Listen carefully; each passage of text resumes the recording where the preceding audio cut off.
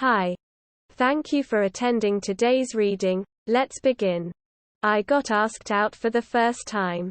And I rejected him. This is just a story I would like to share here. Because I don't know who else I'd share it with. I apologize if it's messy. About 2 months ago, I started working at a new place. I am an incredibly shy person, so it was difficult in the beginning, to say the least, but I have tried to get to know some of the people and tried to be more social and talkative. Sometimes it has been very awkward, but other times I have been proud of myself. Anyway, a guy that I work with was more laid back than usual one day. I didn't think about it much. I just thought he was tired or something.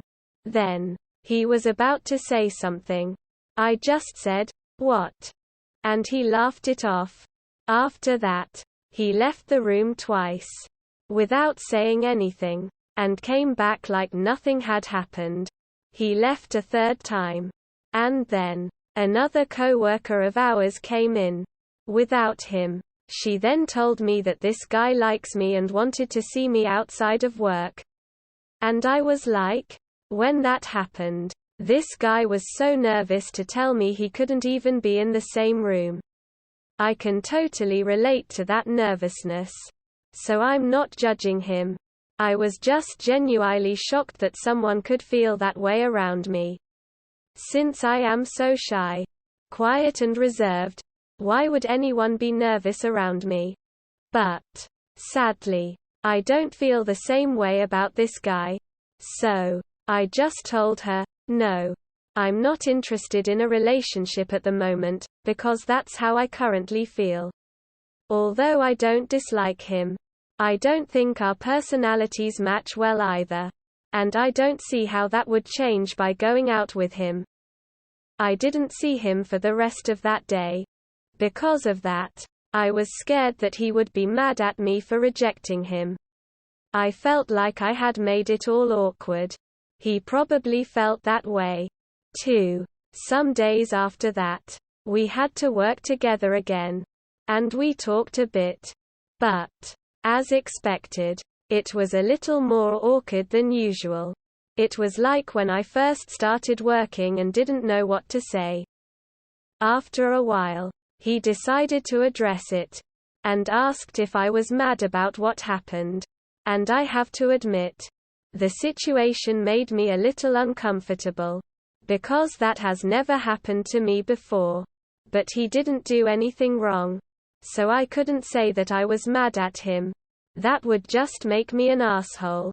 He continued with explaining that he was scared that he had made me mad, and explained to me that me saying no was totally okay with him. And that life goes on from now. He was also scared that I would complain about it and get him fired. Which also made me realize how thin the line between harassment and asking someone out is nowadays. Especially since he didn't do anything wrong. So, I think we're in the clear now. Sort of. Back to normal again. With this story, I guess I wanted to say that you should never feel guilty for not wanting to date somebody. Hurting somebody's feelings is never fun. But you have to remember your own feelings as well.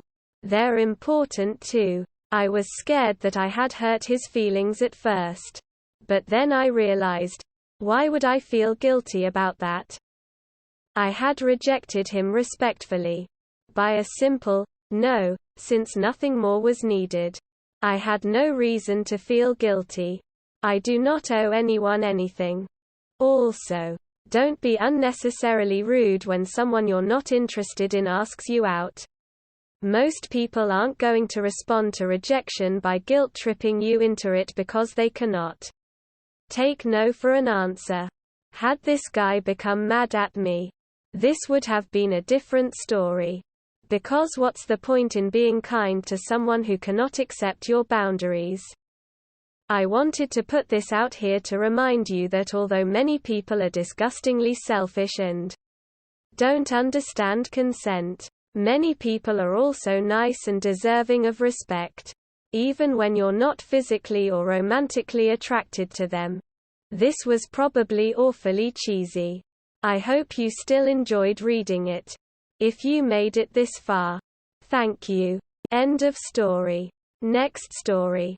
My friend ain't fucking around this time, so one day I was playing on my Xbox with my friends, nothing unusual. But then the game gets a bit heated and in a joking tone my friend says, "I'ma fucking go over to your house and beat you." Again, this was all in good fun, so we laughed it off. Then he goes quiet for like 10 minutes. We just thought he went to go take a bath or something when I hear a knock on my window. I do a full 180 so fast I practically get whiplash, and when he sees that I saw him he says, "You thought I was kidding?" Course it was a joke, he didn't beat me up, but like it's still so baffling to me cause his house is like half a mile away. End of story. Next story. The mail sent in my apartment. I was alone at my apartment with my roommate gone for a few weeks. Everything was great until one day I smelled the scent of a male perfume lingering in the apartment. No one was in the apartment except me. No one except me came into the apartment for weeks. I was very confused and, as someone who is paranoid at night and scared of the dark, felt very uneasy about the situation. I looked everywhere, checked every corner of the apartment, every place someone could hide. Doesn't matter if is a logically possible hiding place or not. I couldn't find anything suspicious. The next day I told my boyfriend about the mail scent in my apartment and that I don't know where it's coming from, and he looked at me concerned. Not because he thought I was cheating, but because he knows I'm home alone and he was concerned for my safety. When I came home I felt the scent again. It drove me crazy. What is it and where does it come from? I checked everything again. Nothing. Then I remembered that I bought a new air freshener the other day and that I sprayed it all over the apartment. I took the air freshener, sprayed a little bit in the hallway and smelled it. That's it. It's the damn air freshener that for some unknown reason has a tone of a male perfume in it. We had a laugh about it, but damn, that air freshener almost made me lose my mind. End of story. Next story. My favorite teacher ever. So I bumped into my favorite teacher from high school while getting coffee earlier today. Reminded me of an old story. Okay, I don't want to get this dude in trouble, so I'm not gonna use his real name. Let's just call him Professor Projector, because he really loved his digital projector. Anyways, I had Professor Projector for history in 9th and 10th grade. Best teacher ever. Man. Dude used to download illegal versions of video games on his computer and let me and my friends play them during our free periods. Plus, sometimes he'd just let us go to his room during study hall and move all of his desks out of the way to play hacky sack for 42 minutes. Like, for real. Best teacher ever. But, yeah, story-wise, it was the day of the big homecoming pep rally. When I was in 11th grade. A few of my friends and I were all down in this hidden cage room behind the cafeteria decorating T-shirts and doing other stuff to get ready for the big assembly in the gym later that afternoon. In reality, we weren't really actually doing anything. We were just pretending to get shit ready as an excuse to get out of class and hang out with the hot chicks in the cage room. Then, suddenly, this one troublemaker showed up. We'll call him Andy. And Andy opened up his book bag to reveal a giant box of wine. So, one thing led to another. And before I knew it, we were all down in this cage room, drinking boxed wine, out of repurposed Fruitworks bottles. So, a couple of hours passed. And it was almost time to head over to the gym for the pep rally. And I was pretty fucking drunk. You guys Was kinda stumbling, slurring, craving Mighty Taco. I had to pee, so I left the cage room and went to the bathroom. And when I got back, all of my friends were gone. So now I was hammered and stumbling through the halls of my high school alone. The announcement was made saying for everyone to head to the gym. People immediately came rushing out of every classroom. The halls were flooded. The entire school started spinning in my head. But then a hand grabbed my shoulder. I looked up. Professor Projector. He was like, "Hey Ian. You look lost." I just kinda stared at him for a second. And then I was like, "I'm looking for Mighty Taco." He looked at me. He leaned in. He looked closer at me. Then he was like, "Ian. Are you drunk?"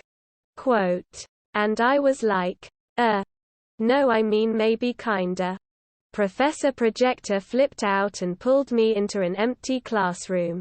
He started shouting about how I could be suspended or expelled. Dude was seriously pissed off. I said something about just wanting Mighty Taco again. And I honestly thought he was gonna murder me. But he didn't.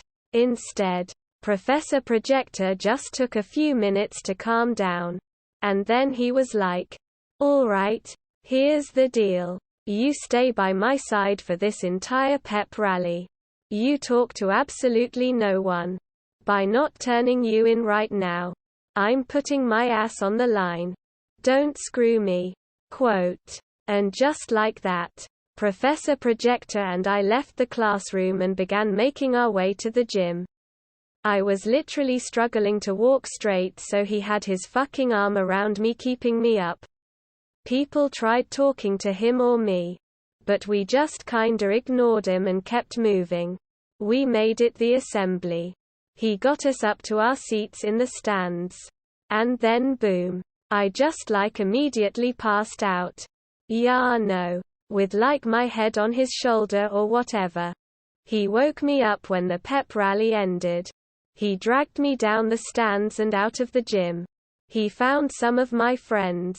He threw me at them.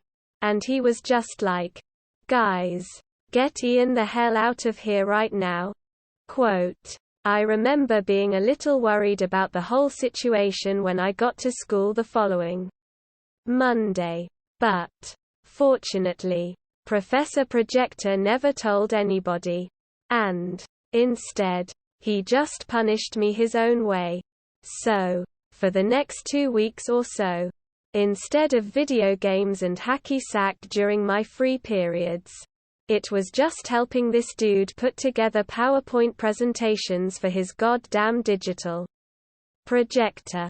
So, yeah, that's the story of the time a teacher caught me drunk at school and just went above and beyond to have my back and make sure my stupid ass didn't get in any actual trouble.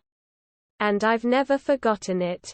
Finally, as just a little bookend to this, when the time eventually came for me to graduate from high school, they allowed students to request their diploma be given to them on stage by a specific teacher if desired.